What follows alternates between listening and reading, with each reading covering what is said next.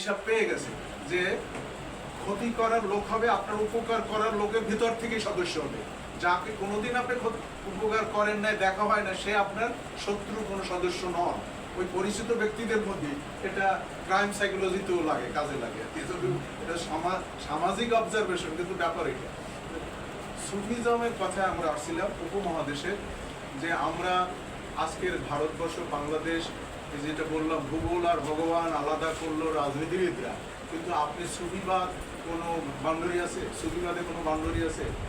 সেখানে কালান্দার সাথে কেন্দ্র করে লাহোরে সেখানে মাস কালান্দার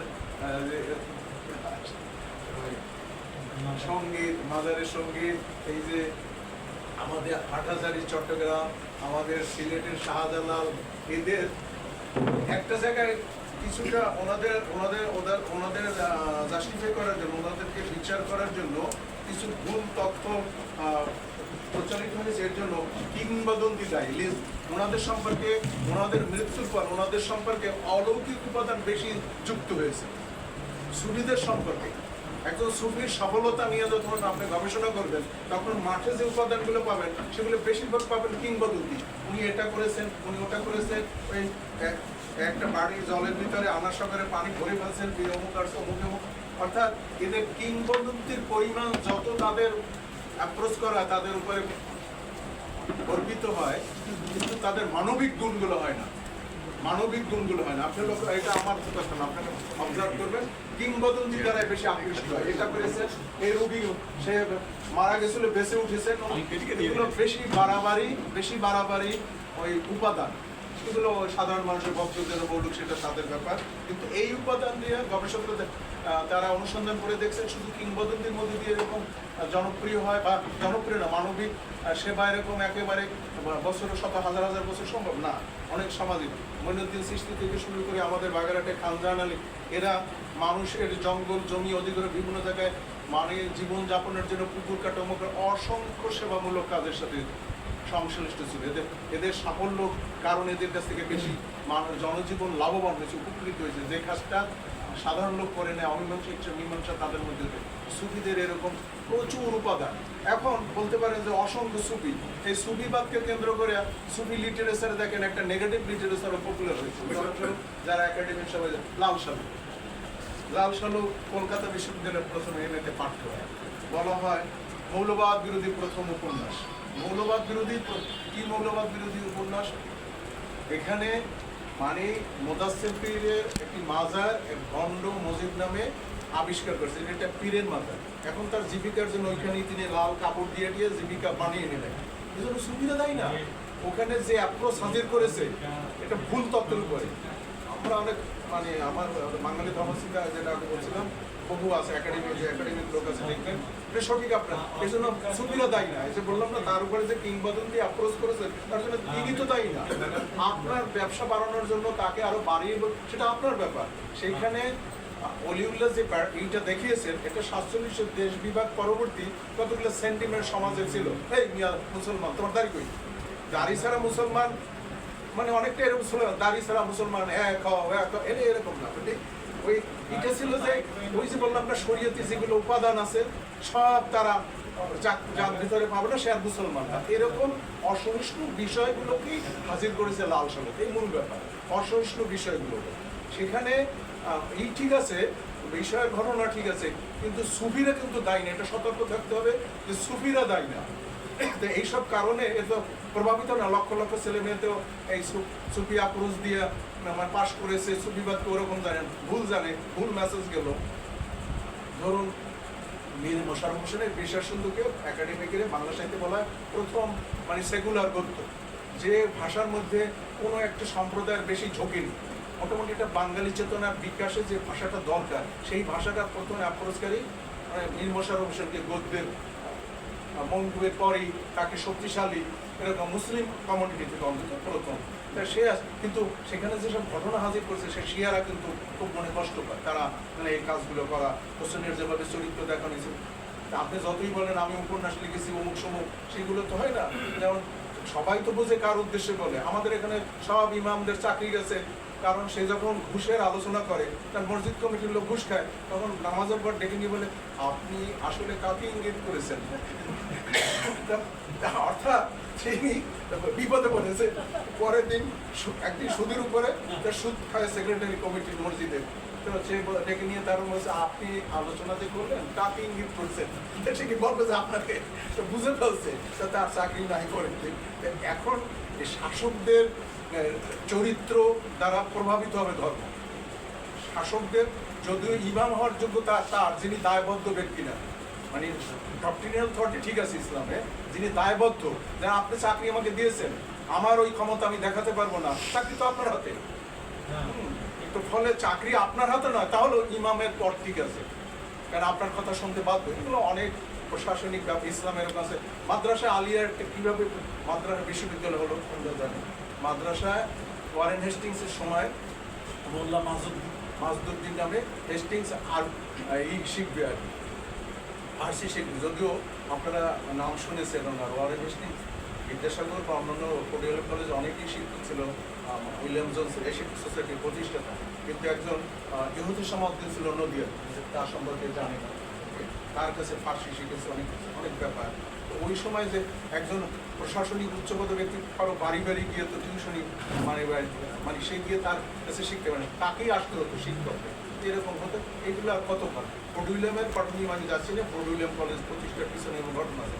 আমিও মার্কিন রাষ্ট্রদূত বহুজনকে করিয়েছি, মানে ডেভিড মালফোর্ড দিল্লি শুনছেন, মানে আপনার ডেভিড মালফোর্ড এর পরে তারই বন্ধু ছিল ঢাকায়, মানে হেরিকে থমাস কালো মোটা যায়, তা সে যাই হোক এইসব আমাদের তাদের সাথে আদান প্রদান করে আমরা যেটা বুঝলাম, আমার ঘটনাচক্রে আপনি একটা ভিন্ন রাষ্ট্রে গেছেন, সে দেশের বাংলা ভাষা জানা দরকার, বা লিঙ্ক ল্যাঙ্গুয়েজ ইংলিশ হবে, যে আমি একটু বাংলাটা শিখবো, সঙ্গে থেকে আমি তো গিয়ে হাজির হবো।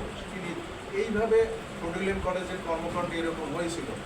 উপমহাদেশে আমরা ওই সুফির কথা যদি আসি, এখানে উপমহাদেশে সুফির বিকাশ পুরা আমাদের অবিভক্ত ভারত, পাকিস্তান, এমনকি কাশ্মীর সহ বুলে শাহ কথা শুনেছেন, কাশ্মীরের সব, পাকিস্তানের লাহোরের কালান্দার শাহকে কেন্দ্র করে আসে মাজারে। তো আপনারা ওই সময় কেউ শুনছেন কিনা বা টিভিতে দেখেন, লক্ষ অনেক নুরজাহানের আমাদের রুনা লালার কণ্ঠে গান শোনেন না, তাদের বকরিবাদে মাসকালান্দার, এই প্রভাবিত আমার মাইজবান্ডারি অসংখ্য প্রভাবিত মানুষ, সাধারণ মানুষ, অর্থাৎ এই যে সুর দিয়ে মানুষের সাথে মেশার যে কানেকশনটা তৈরি হয়, এটা বিদ্যুতের মতো।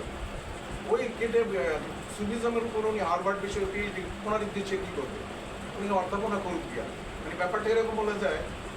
নজরুলের সব পড়াশোনা করে নজরুল বিশ্ববিদ্যালয়ে আমি ভিসি হতে পারি, কিন্তু আমি নজরুল হতে পারবো না।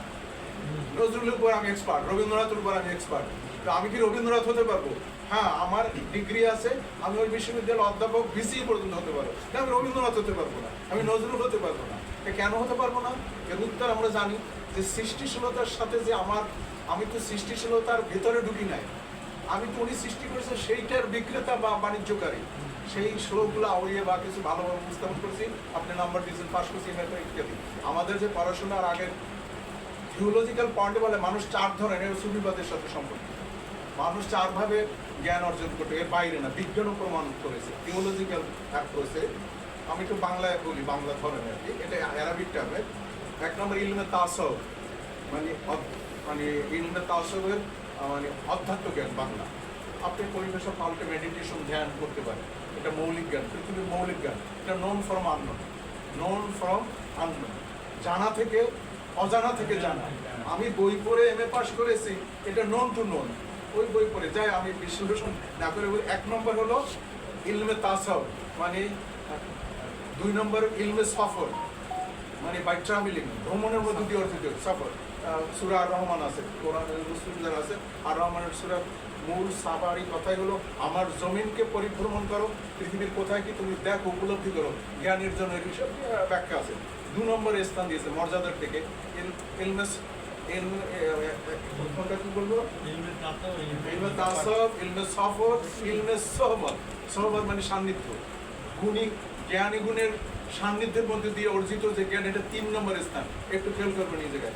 4 নম্বরে ইলমে কেতাব, 4 নম্বরে মর্যাদায়, 4 নম্বরে ইলমে কিতাব বই পড়ার মধ্যে দিয়ে অর্জিত জ্ঞান, এটা 4। ওখানে আবার ক খ 2টা বিভাগ আছে। Those are non formal educated, যারা প্রাতিষ্ঠানিক শিক্ষা শিক্ষিত না, কোনো সনদ নাই, রবীন্দ্রনাথ নজরুল লালন যার কথা বলেন, উনি হলেন 4-এর ক। আর যিনি পিএইচডি হার্ভার্ড বা অমুক সমুক অক্সফোর্ড, উনি 4-এর খ। সবচেয়ে নিম্নমানের তিনি, কিন্তু সামাজিক মর্যাদায় WBCS ভালো, আপনি কোয়ালিফাই করছেন, আপনাকে তো সমাজ এটা রিকগনিশন দেবে। কিন্তু থিওলজিক্যাল অ্যাপ্রোচে উনি হলেন 4-এর খ। কিন্তু সাধারণ মানুষ মনে করে, দেখো এরকম বলেন, নজরুল মেট্রিক পাস করে নাই, না রবীন্দ্রনাথ কোন পর্যন্ত করছে, তো কিন্তু সে যে পর্যন্তই পড়ুক, তার পড়া পড়ি তোমার সার্টিফিকেট বললাম না যে তুমি ওই পড়ে মানে ওই বিশ্ববিদ্যালয়ে শিক্ষক হতে পারবে, নজরুল হতে পারবে না। এখন ওই যে একাডেমিক এরিয়ার লাল শুরু করে, অনেক সময় একাডেমিক এরিয়ার অনেক যে অ্যাপ্রোচ যায়, তথ্য যেটার একটা প্রভাব বিস্তার করে, যে এই প্রথম অমুক ব্যক্তিকে প্রথম, আপনারা গর্ব শুনেন বিদ্যাসাগর মায়ের এতই মাতৃভক্ত ছিল, মা চিঠি লিখছে বড় ছেলের বিয়ে, যে তুমি এই মার্শাল সাহেবের প্রোডেলিয়াম কলেজে চাকরি করে, যে ছুটি ছাড়টা দিবে না মার্শাল সাহেব, গাঁগুর মানুষ, তো না দে ওই দামোদর ছাত্রে মায়ের সাথে দেখা করছে, ভুল তথ্য। চণ্ডীচরণ বন্দ্যোপাধ্যায় এই গল্প, অসংখ্য গল্প আছে, এগুলোর জায়গা না, অর্থাৎ এগুলো মানুষের মনে গেঁথে গেছে। হাজুর মানুষের সারা দাঁড়িয়ে আছে অমুক অমুক, মানে ধর্মে অসংখ্য গল্প আছে, সবগুলো সব মিথ্যা একেবারে। হযরত মুহাম্মদের নামে অসংখ্য গল্প আছে, যা বিশ্ব কলেজ স্কুলে পাঠ্য, সব বলা সম্ভব নয়। স্কুল কলেজে 60-এর দশকে পাঠ্য ছিল যে মক্কা থেকে মদিনা উনি যদি হিজরত করেন, মানে দেশ থেকে বাধ্য হন, প্রতিপক্ষের ওনারা সতর্ক করে দিয়েছে যে দেখো তোমাকে যে কোনো সময় এরা এই করতে পারে। এর মধ্যে মীমাংসার জন্য একটা দল সহযোগিতা, যে একটা কাজ করো, তুমি যা বলো কথা বলো। তো হযরত মুহাম্মদের মা বাবা ছিল সাবিয়ীন দরকার, ইসলাম এই নামকরণ অনেক পরে, যাই হোক ইসলামের শব্দটা আগের। তো ওরা যা বলে মেনে নাও, তোমারটাও চেষ্টা করি মানে কিনা, তখন ওই সূরা নাযিল কাফিরুন ছিল। মানে ইসলাম কিন্তু ইন্টার রিলিজিয়াস হারমোনি অ্যালাউ করে না। এখানে ইসলাম থাকতে পারে, হিন্দু কথাতে আলাদাভাবে আমার সাথে। ইসলাম কোরআনে পরিষ্কার বলে দিচ্ছে, না ওরা যেটা বলে সেটা আমি মানলে অ্যামালগেশন হয়ে যায়, সেরে কি হয়, অর্থাৎ নাকচ করে দেওয়া হয়। আমাদের ইন্টারফেসে ডায়ালগ হয়, সেখানে ইন্টারফেস ডায়ালগের মূল ব্যাপার হলো আপনার কোন জায়গায় আমি মিশতে পারি, আপনার কোন জায়গায় আমি নিতে পারি, আমারটা কোন জায়গায়। এই যে ইউনিটি অ্যান্ড ডাইভার্সিটির যে মেসেজ এখন বর্তমান বিষয় হচ্ছে যে আমাদের সব কেউ কোনো প্ল্যাটফর্মে বলতে পারবো যে তোমারটা বাদ দাও, আমার সাথেই থাকো, যদিও সবাই মহাপুরুষদের অ্যাপ্রোচ এরকম থাকে তাদের যুক্তিতে আর কি, কিন্তু না সবাইকে নিয়ে চললে যে মেসেজটা এখন থ্রো করা হয় ইউনিটি অ্যান্ড ডাইভার্সিটি, যে বহুত্বের মধ্যে একত্র করতে হবে, এই বহুত্বকে মেনে নিয়ে একত্রে। ওরা আবার সাপোর্টও আছে ধর্মের, কোরআনে আছে, আমি সব দিকে বলা যে আমি ইচ্ছা করলে মানব জাতিকে একই গোত্রভুক্ত করিতে পারিতাম। আমি যদি ইচ্ছা করতাম সবাই আপনারা ওই একই ধর্ম থাকতে পারতেন, কিন্তু আমি এটা করি নাই, কারণ উনি একটু খেলা টেলা দেখবেন, একটু নাকি না একটু মস্কারা করবেন সবাইকে।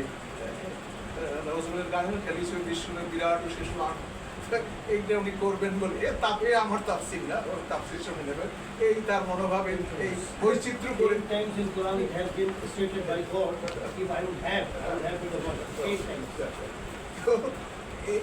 এই রকম এখন এই ধারা আমাদের সমস্যা কোথায়? আমাদেরকে সত্য মিথ্যা আবিষ্কারে বা অনুসন্ধানে যে ব্যর্থ হই, তা আমাদের ক্ষতি হয়। এই ক্ষতির গ্রুপ থেকে এক গ্রুপ নাস্তিক হয় মূলত। এটা এরকম একটি সুন্দর অ্যাপ্রোচে ল্যাঙ্গুয়েজে বলে যে সত্য আবিষ্কারের ব্যর্থতা থেকেই নাস্তিকতার জন্য। সত্যের কাছে যদি পৌঁছতে কেউ পারে, কারণ সত্য নাস্তি পরধর্ম, এটা বেদের কথা, যেটা ফিলোসফিক্যাল সোসাইটি এই মটো ল্যাঙ্গুয়েজ নিয়েছে, যে সত্যের চেয়ে এখানে একমত, সত্যের চেয়ে বড় কোনো ধর্ম নেই। এখন দ্বিমত কোন জায়গায়, সংঘর্ষ কোন, সত্য কোনটা, ওনারটা না ওনারটা, ওই জায়গা তো আপনাকে বার করতে হবে। বিভিন্ন অ্যাপ্রোচে, একাডেমিক অ্যাপ্রোচ, ধর্মীয় অ্যাপ্রোচে তো সবার স্বতন্ত্র প্ল্যাটফর্ম। আমি কোন জায়গায় ঢুকবো গিয়ে, আপনার পাঠতলায় লেখা জলে জঙ্গলে বিপদ, রনে বনে জলে জঙ্গলে যেখানে বিপদে পড়বে আমাকে স্মরণ করবে, আমি রক্ষা করবো, এটা আপনার অ্যাপ্রোচ।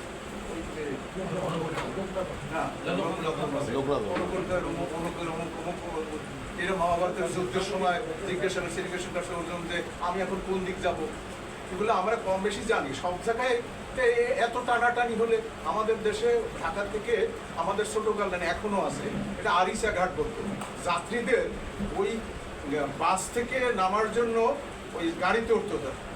ওখানে অসংখ্য ভাতের হোটেল, তো সবাইকে টানতো, সবাই ধরে আমার হোটেলে আসে, তো ব্যাগ ছিঁড়ে যেত, ও ছিটকে পড়তো, কেন তাকে খাওয়াইয়া পয়সা লইবে, এই তো মানে ভাতের হোটেলে তাকে খাওয়াবে, সে তো ব্যবসা করে, বিজনেস করে, তা যিনি খাওয়া দরকার, ক্ষুধার্ত লোকের টানাটানি, ক্ষুধার্ত লোকের টানাটানির দৃশ্য আপনারা দেখছেন কিনা? তারাপদ রায়ের নাম শুনেছেন?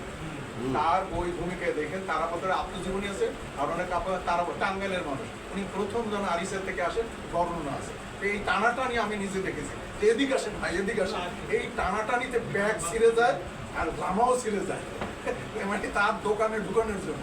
তা আমাদের ধর্মীয় গুরুরা এই তাদের দোকানে ঢুকানোর জন্য আমাদের জামা শিখতেছে, মানে আমরা নানাভাবে কত বিখ্যাত হচ্ছি, কিন্তু বুদ্ধিমান সে এড়িয়ে যায়। বুদ্ধিমান যে ও আমাকে টানাটানি করবে, আমি ওর রাস্তা দিয়ে যাবো না। বুদ্ধিমান যে সে জানে টানাটানি হবে। আমাদের ধর্মীয় প্রতিষ্ঠানে এই যে টানাটানি, এ দিয়ে আমরা কোনো জায়গায় যে ট্রেনে যেখানে নিবে, সে যদি মনে করি এখানে আমি আশ্রয় পেয়েছি, এটা ঠিক, এটাও সত্য না। হয়তো তার সাফল্য হয়েছে, আমার ট্রেনে নিয়ে ওখানে হাজির করতে। আমি এটা গুরুবাদীর দৃষ্টান্তের জন্য বলছি যে সবাই স্বস্তি বোধ করে না, জ্ঞানী বুঝে শুনে এখানে আসছে, এই দীক্ষা টিক্ষা যত ঠাকুর টুকুর সব এই ব্যাপারই আর কি, কিন্তু এইখানে টানাটানির ব্যাপার। কিন্তু একজন তো সব ঘরে হাজির হওয়া সম্ভব না। তো যে বললাম সত্যের কাছে হাজির হতে চাই, এখন সত্যের কাছে হাজির কিভাবে হবো? এটা রামকৃষ্ণ পরমহংসদেবের একটা গল্প, তার তো অসংখ্য গল্প আছে। রামকৃষ্ণ পরমহংসদেবের চরিত্র বা ওই শতকের 18 শতকের শেষের দিকে সবচেয়ে বেশি ম্যাক্সিমুলা হাজির করছেন, আপনারা হয়তো দেখতে পারেন, অনুবাদ ইংলিশ হয়েছে ওনার, মানে জাপান থেকে ইংলিশ হয়েছে, মাই ইন্ডিয়ান ফ্রেন্ডস, দেবেন্দ্রনাথ ঠাকুর অনেকের প্রসঙ্গ নিয়ে আসছেন উনি। সেখানে উনি এই ভাষায় বলা ঠিক না, অনেকে বলছেন বাংলায় হ্যাংলার মতো সহজ সরল কথা বলতো, এক একজন এক একটা জিজ্ঞেস করতো, আর যে উত্তরগুলো আসতো তার কাছ থেকে, এগুলো অন্ত ভাববার বিষয়, দর্শনের বিষয়। ঈশ্বরের কাছে আমি কিভাবে বুঝবো? তো উনি তখন সেই সময় দৃষ্টিভঙ্গিতে বলেছেন যে তুমি ইচ্ছা করলে তুমি সিঁড়ি বেয়ে উঠতে পারো, ইসলামের দড়ি বেয়ে উঠতে পারো, কিন্তু আমি ইসলামের সাথে একটু বেশি ক্লেম করে আধুনিক হিসাবে কিরকম, যেমন এই যুগে লিফট আছে না, আপনি আমার বস, 10 তলায় আপনার অফিস, আমি হাঁপিয়ে আপনার সামনে হাজির হলাম, দুটো আপনার সাথে দেখা করলাম, তা আপনি জিজ্ঞেস করেন কিভাবে আসছো? তা আমি তো সিঁড়ি বেয়ে উঠছি। বোকা নাকি, লিফট ছিল না? কিন্তু সিঁড়ি, লিফট থাকতে সিঁড়ি। এখন ইসলামের পক্ষ থেকে বলা এটা হলো, বলা হচ্ছে কোরআনই বলতো আল ইসলাম হক ওয়াল কুফরু বাতিলুন ইন্না দীনা ইনদাল্লাহিল ইসলাম, ইসলামই সর্বশ্রেষ্ঠ এবং সবচেয়ে শেষ আক্রোশ। আবার ওই কোরআন কম্পাইলেশনের সময় যে বলা হলো it is the code of life, এটার অর্থ ওই যারা ইসলামিক স্কলার আছে যে জীবন বিধান, তখন ওই সময় তর্ক তুলেছে, কিন্তু সবচেয়ে বড় দুটো দল হয়ে গেছে খারেজি সম্প্রদায়, এরপর যারা না শিয়া সুন্নিটা ওফাতের পর হয়েছে না, ওটা হয়েছে পরে হয়েছে, মানে কোরআন কাপারে ওসমান গনির পরে হয়েছে যে কোড অফ লাইফ। তবে শুনান যে কি কোড অফ লাইফ, জীবনকে অনাগতভাবে পৃথিবীর বিলুপ্ত পর্যন্ত সমস্ত সমাধান তুমি পাবে। তখন ওই দুই সেটটা তর্কে প্রথমে গণ্ডগোল লেগে গেছে যে ধরেন আমি একটা বলি, সত্য বলা সম্ভব না, যে মানুষের ভাগ্য পূর্ব নির্ধারিত, মানুষের কি ঘটবে না ঘটবে আপনার এগুলো সব স্রষ্টা আল্লাহ যাই নাম করেন, তো উনি আগেই নির্ধারণ করে রেখেছেন। তা মুতাজিলা এই গ্রুপটা যে হলো তত্ত্ববাদী বা যুক্তিবাদী, সফট ভাষায় যুক্তিবাদী, যদি পূর্ব নির্ধারিত হয় তা আমি দায়ী হবো কেন আমার অপরাধের জন্য? আমার পাপ বলেন, অপরাধ বলেন, আমি দায়ী হবো কেন? তা আপনি তো পূর্ব নির্ধারণ করেই দিয়েছেন। এই যুক্তি তর্কের যখন বাড়তে থাকলো, একটা গ্রুপ আলাদা হয়ে গেলো, তারা বললো Quran is not reveal, it is created, Quran কোনো ঐশী বাণী টেনি না, এরা প্রয়োজনে সৃষ্টি ইত্যাদিতে। আমি ওদের জটিল দিকে যাচ্ছি না, ভিন্ন মত হতে পারে, একাডেমিক মত দিকে আমার থাকা উচিত, যেখানে যে প্রমাণ আছে। এইভাবে মুতাজিলারে আমি যেটা বলতে চাই, আমাদের শিক্ষণীয় কি, এই তথ্য জানলে তো আমার লাভ নেই, শিক্ষণীয় ব্যাপারে এই যে ধর্মীয় যারা ভালো বক্তা, কণ্ঠস্বর ভালো, যাদের অনুসারী এবং একটা বক্তৃতার 5-7 লাখ টাকাও পান, এরকম পপুলার বক্তাও আছে, পরকালের ভীতি সন্ত্রাস প্রদর্শন করিয়া যে আনন্দ পায়, তারাও ভয় পায় এবং টাকাও দেয়। এই গ্রুপে বলে যে এই যে সমর্থনগুলো কোরআন হাদিসের দোহাই দিয়ে, এগুলো সম্পূর্ণভাবে সত্যতা প্রমাণ। আমি একটু ভুলে গেছি, এই যে মুতাজিলাতে সবচেয়ে ওই জায়গাটা বলতেছে জাকির নায়ক সহ সবাই, যে সবই আমার এই কোরআনে আছে, আমার কাছে সবার কাছে বলে না, এই যে এই পয়েন্টটা আমি ধরি যে আমি মুসলিম স্কলার, উনি মুসলিম স্কলার, যে সবই এই যে বিজ্ঞান দেখো এটা মুসলমানদের আবিষ্কার। কেমিস্ট্রি বলো, অ্যালজেব্রা বলো, জ্যোতির্বিজ্ঞান বলো, ভূগোল বলো, হ্যাঁ, ইবনে খালদুন, ইবনে সিনা, চিকিৎসা বিজ্ঞানী মুসলিমদের অবদান, মুসলিম ঠিক আছে, কিন্তু ওরা কারা এটা কোনো খোঁজ রাখেন না, সবাই রাখে কিনা জানি না, সবাই হলো মুতাজিলা, কেউ শরীয়তি নেন। আরো খোলাসা করে নামাজিদের, রোজা নামাজকারীদের পৃথিবীতে কোনো অবদান নেই। আপনি আমাকে মারতে পারেন, তবে সময় দিলে মারার আগে আমি ভালোভাবে প্রমাণ দেখে করে মারলে ভালো হয়। কথা হলো যে শরীয়তিদের অত খোলাসার দরকার নেই, শরীয়তি বিধিবিধান পালনকারীদের পৃথিবীতে কোনো অবদান নাই। কেন নাই এর ব্যাখ্যা পাচ্ছি আমরা, এরা চিন্তাশীল খুব একটা হয় না। কার্ল মার্কস যে কারণে ধর্মকে আফিং বলছে, আপনারা সে ব্যাকগ্রাউন্ড জানেন, যে ওখানেই আসক্ত থাকা, প্রতিবাদের তার অধিকার প্রতিষ্ঠার জন্য যে প্রতিবাদ লাগে করারও উস্তাদ নেই। ওই অর্থে আপনার কার্ল মার্কসের এই বাক্যটা যে পরম্পরায় কথাটা আসছে যে আফিম স্বরূপ অধিকার, আপনাকে আফিম খাইয়া যদি ঘুম করে রাখে তা আপনার মাস গেলে বেতন পেতে হবে মনেই তো থাকবেন না, তাও তো আর বেতনই, নানা অর্থে ব্যাখ্যা আছে। অর্থাৎ এইটাকে অন্যভাবে ওরা নেয়। এইসব পৃথিবী অর্থাৎ শরীয়তিদের পৃথিবীতে কোনো অবদান নাই, যত অবদান মুতাজিলাদের, যুক্তিবাদীদের। আর শান্তি প্রতিষ্ঠার জন্য এই কথাটা খেয়াল করতে পারেন যে জ্ঞান বিজ্ঞানে শরীয়তিদের কোনো অবদান নাই, সব মুতাজিলাদের। আমাকে বা অন্য খোঁজ নিয়ে পরে দেখে আরো তো বহুবার আসবো, ধরবেন যে তোমার এই তত্ত্ব খারাপ। তো শরীয়তিদের কোনো জ্ঞান বিজ্ঞান চিন্তাশীল বলে মধ্যে এদের। আর একটা হলো এই যে উপমহাদেশে শান্তি প্রতিষ্ঠার জন্য শরীয়তি যারা শাসক, শরীয়তি শাসক বলেন, শাসকদের তো সামনে আসে যে ওনার আমলে কি হয়েছে, হোসেন আমলে সে যদি একটু যদি সে সহনশীল না হতো তাহলে চৈতন্যদেবের ভক্তিবাদের আন্দোলন এরকম বিকাশ হতো।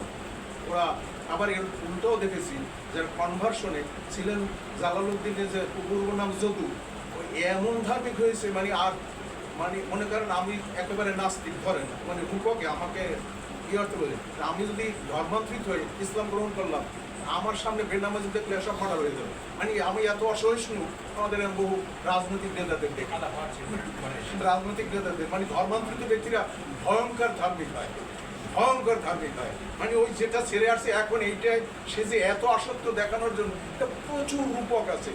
যাই হোক, এগুলো অসংখ্য আমাদের সামনে আছে। সুফি দ্বারা, সুফি আপ্রোচ ছাড়া, সুফিদের যদি এই পরম্পরাটা সিলসিলা না থাকে, উপমহাদেশের সম্প্রীতি সম্ভব নয়। আপনার এখানে শিখ ধর্মের অনুসারী আছেন না, জানেন তো মিয়া মীর, যিনি আমাদের গুরু নানকের, তিনি মাদ্রাসায় পড়াশোনা করেছেন, তার বাল্যবন্ধু সব মুসলিম, মিয়া মীর যে জমি দিচ্ছে আকবর, সব তোমরা জানবেন।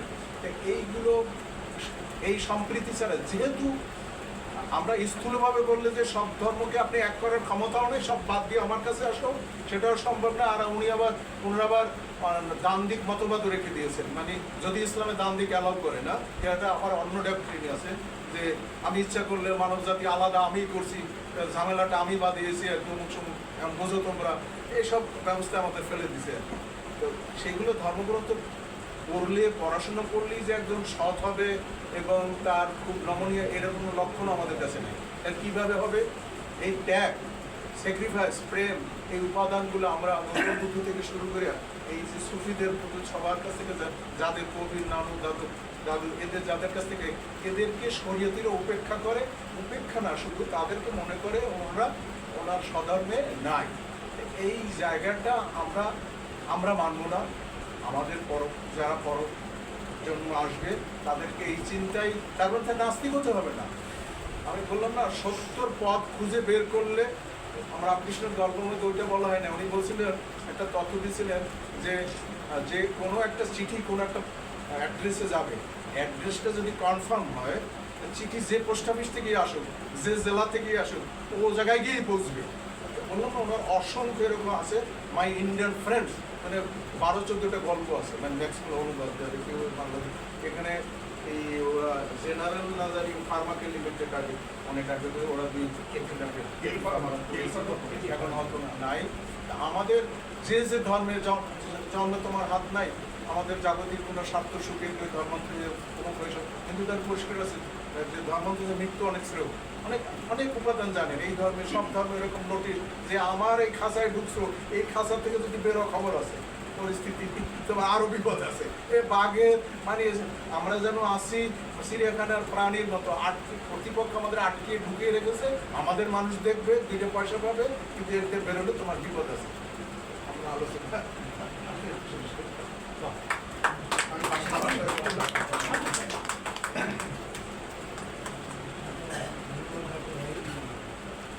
খুব সহজভাবে খুব ইন্টারেস্টিং কিন্তু সাহসের সঙ্গে হ্যাঁ, এথিস্ট না হয়েও মানবিক হওয়া সম্ভব। যে জায়গায় যদি আপনি আপোষ করেন থাকেন একটু ডলার একটা একটা দুটো একটু জিজ্ঞেস করেন কি আপনাকে ধরুন বাবরের সময় বা হুমায়ুনের সময় আকবর শাহজাহান এই সুফি নিয়ে যে আজকে কথা হচ্ছে তখন সেই ধরনের কোনো কথাবার্তা তখন ওই সময়টা এসেছিল? আমাদের একাডেমি দারাশিল্পের প্রসঙ্গত বলে, যিনি উপনিষদ ফার্সিতে অনুবাদ করছেন এগুলো করার উদ্দেশ্য ছিল নাম দিল মাজমান বাহরান, এই দুই সমুদ্রের মিলন। বাংলা করলে দুই সমুদ্র, এই দুই সমুদ্র বোঝাতে হিন্দু মুসলমান বুঝিয়েছে, কারণ ইসলাম তো বহিরাগত, হিন্দুরা প্রাধান্য দেয়। মাজমাইল বাহরান নামে একটি দর্শন প্রতিষ্ঠা করতে চেয়েছিল, দুই সমুদ্রের মিলন।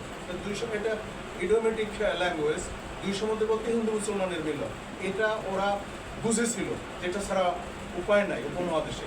কিন্তু মাঝখান থেকে আলমগীর সে তার যে বিষয়টা আমরা দেখি কতটা সত্য, কতটা সে কত বড় তো ইতিহাসবিদ আমরা না, যারা বড় তাদের বাস্তবে জানি, অসহিষ্ণুতার পরিচয় তো দিয়েছেনই, ভাইদের সাথে যেভাবে করেছেন এটা আমরা দেখেছি। সবচেয়ে বড় কথা দিয়ে ওই যে গ্রন্থ লিখছেন সেটা প্রচার করেছেন, মানে কত আলমগীর এইভাবে ভেবে মুসলিমদের জীবন আপনি হিন্দু দাঁড়িয়ে রাখলে যে এগুলো আমাদের ক্ষতি করেছে। কিন্তু মোগল শাসক স্থানীয় কি ক্ষতি করেছে না? আপনি কালচার, কৃষ্টি, খাদ্যাভ্যাস অনেক কিছু মোগলের কাছ থেকে পেয়েছেন। আপনার খাদ্য অভ্যাস, ফুলের ব্যবহার, নুরজান পোশাক অনেক কিছু, মানে ওই রবীন্দ্রনাথের ওই কথা স্মরণগত দেবে আর নেবে, মিলাবে। ওরা তো এদেশ থেকে লুটপাট করে বিদেশে যায় না। আমাদের এখন আমার বাংলাদেশে যেভাবে আমরা মহামান্যরা যেটা করেছে, এখন সবচেয়ে বড় অপরাধ যেটা করেছে অবশ্যই ঘৃণা করবে। কোনো রাজনীতিতে ভুল হতেই পারে, সেই জায়গাটায় ক্ষমার সুযোগ থাকে। তো ওই জাতীয় অপরাধের যেহেতু আমরা জানি মোগল দরবারের মোগলদের দ্বারা আমরা শাসকদের ছাড়া মহাদেশে ক্ষতিগ্রস্ত হয় না। এটা আমার আপনার বঙ্কিমের মূল্যায়ন, বঙ্কিম প্রথম যেভাবে উনি কথা বলেছেন, উনি পরে ব্যক্তিগত দিয়েছেন যে আমি বহিরাগত মুসলমানদের সম্পর্কে যেভাবে বলছি তাদের আছে অনেক সাপোর্টিভ ইনফরমেশন আছে। একটা বিষয় এত বলে ফেললে ভালো দেখাবো না, এবং ক্লান্ত হওয়ার ব্যাপার।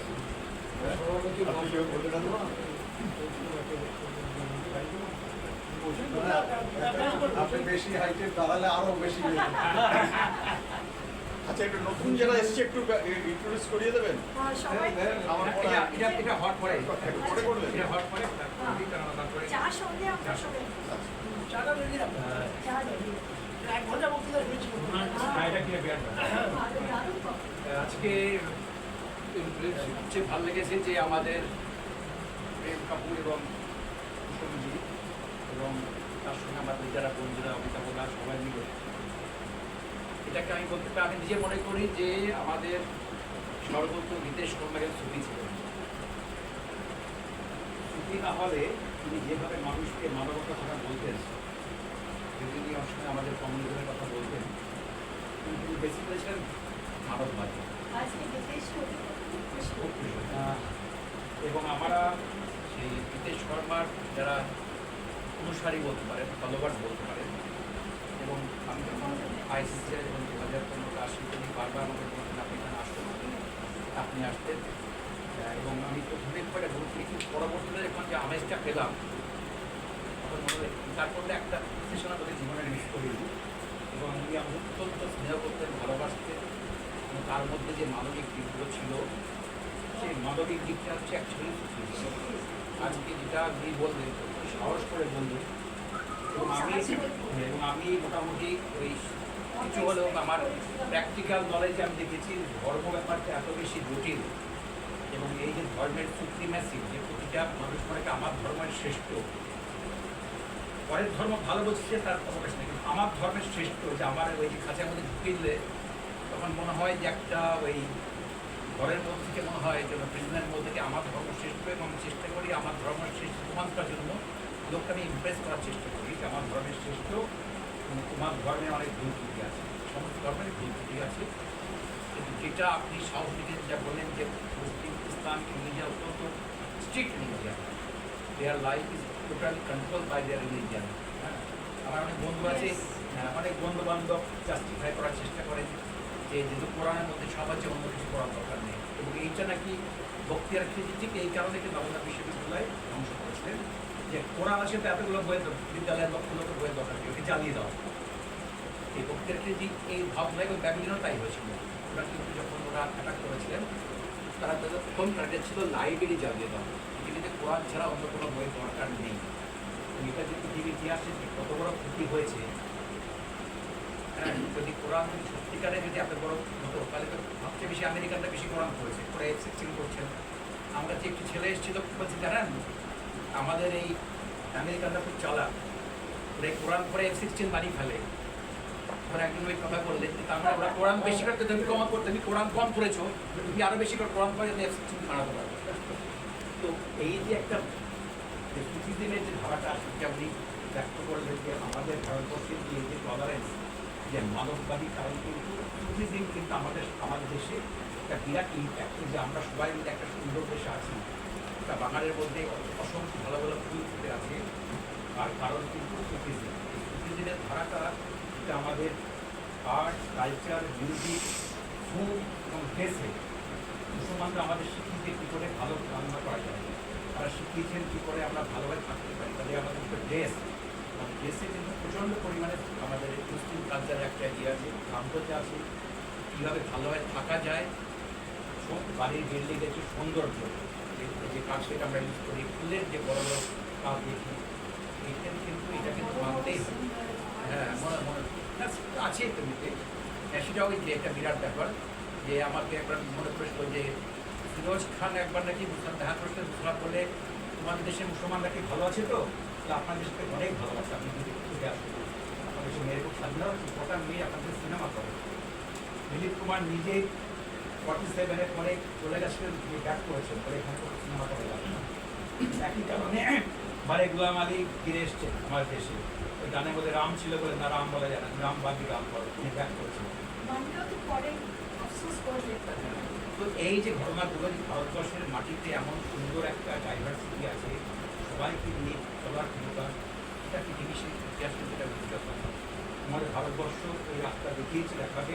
ভারতের যে 5000 বছরের কিন্তু হিন্দু ধর্মের যে আমি বলছিলাম, এই হিন্দু ধর্ম যে ভারতবর্ষের মাঠে 3-4টে নিজের রিলিজিয়ান তৈরি হয়েছে, পৃথিবীর কাছে কোনো জায়গায় নেই, কোনো কান্ট্রি নেই, ও 4টে রিলিজিয়ান কিন্তু তৈরি হয়েছে। তো ভাবা যায় একটা হিন্দু, বৌদ্ধ, শিখ এবং জৈন, 4টে ধর্ম আমার দেশে। তারা সারা পৃথিবী জুড়ে যারা তারা ছড়িয়ে আছে, এবং অত্যন্ত গর্বের সঙ্গে তারা তাদের জীবনে তারা স্বীকৃতি লাভ করেছে। আজকে সর্দাররা সারা পৃথিবী জুড়ে তাদের যে ইকোনমিক পাওয়ার, তাদের যে কোনো ক্ষেত্রে বলছি, তাদের যে স্ট্রেংথ, শুধু শক্তিশালী না, তারা খুব বুদ্ধিতেও তারা অনেক কিন্তু অনেক জায়গায় অসম্ভব রকমের স্কিল দেখেছে। জানেন যে আজকে ওয়ার্ল্ড ব্যাংকের যে প্রেসিডেন্ট সেখানে সর্দার মন্টেশ্রী আলওয়ালিকে পেয়েছি, অমৃতা প্রীতমকে পেয়েছি, অনেক বড় বড় শিল্পী, বড় বড় গায়ক গায়িকা, মোহাম্মদ রফি মুসলিম পাঞ্জাব, জগদীশ সিংয়ের সর্দার চারবার ছিলেন, পরে মনে হয়েছে। তো আমার দেশে এই যে এত বড় শিল্পের লোকেরা এসছেন, আমার দেশে সমস্ত ধর্মের লোকেরা এসছেন, আমাদের এই ভারতবর্ষকে করেছেন, এর মধ্যে সুফিজমের খুব বিরাট একটা কন্ট্রিবিউশন, বিশাল বড় কন্ট্রিবিউশন। আমার মনে হয় এই সুফিবাদকে যদি আমরা মনের প্রাণে গ্রহণ করতে পারি, তাহলে কিন্তু আমরা সত্যিকারে ভালো মানুষ। আমার মনে হয় এখানকার প্রতিটি মানুষ যারা আছেন, তারা সেই বিশ্বাস করে বলে আজকে এখানে এসছেন, এবং এই মনোযোগী কথাগুলো শুনেছেন। ভারতবর্ষের এই যে আমাদের ইটার্নাল আমাদের একটা দেশ, এর কিন্তু ভিত্তিভূমি হচ্ছে সর্বধর্মকে নিয়ে চলার যে আমাদের এগিয়ে যাওয়ার যে পথ, সেখানে কোনো হিংসা বিদ্বেষ নেই, ভালোবাসা এবং এই দিকে আমরা সবাই থাকবো, এবং সেই ভারতবর্ষের কিন্তু তাকিয়ে আছে, এটাকে ভালো।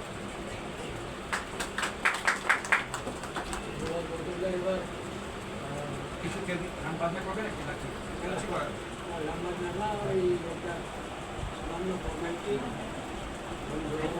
কোনো প্রশ্ন সম্পূরক কিছু শেয়ারিং এর সুযোগ দেবেন? প্রশ্ন नहीं कोई प्रश्न मुझे चाहते हैं इसके पास आप आपको कैसे लगा ठीक है ज्यादा अच्छा लगा नहीं अरे